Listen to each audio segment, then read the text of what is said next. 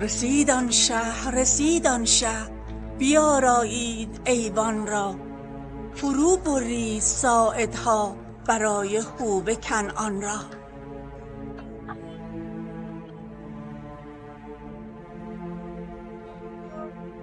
چو آمد جان جان جان، نشاید برد نام جان، به پیشش جان چه کار آید مگر از بهر قربان را.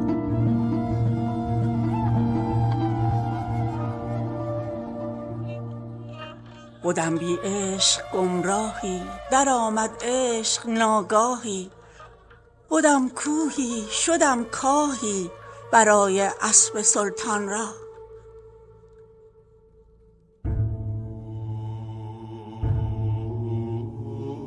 اگر ترک است و تاجیک است، بدو این بنده نزدیک است، چو جان با تن ولیکن تن نبیند هیچ مرجان را.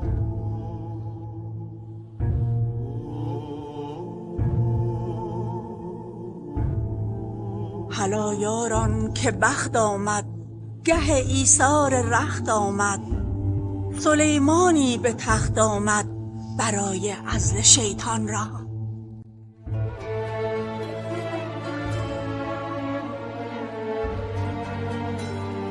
بجه از جا چه می پایی، چرا بی دست و بی پایی، نمی دانی ز هدهد جو ره قصر سلیمان را.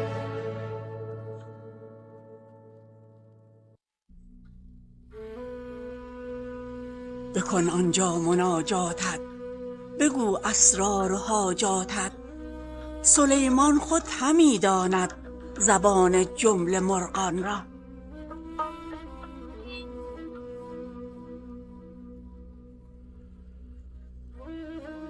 سخن باد است ای بنده، کند دل را پراکنده، ولیکن اوش فرماید که گرد آورد پریشان را.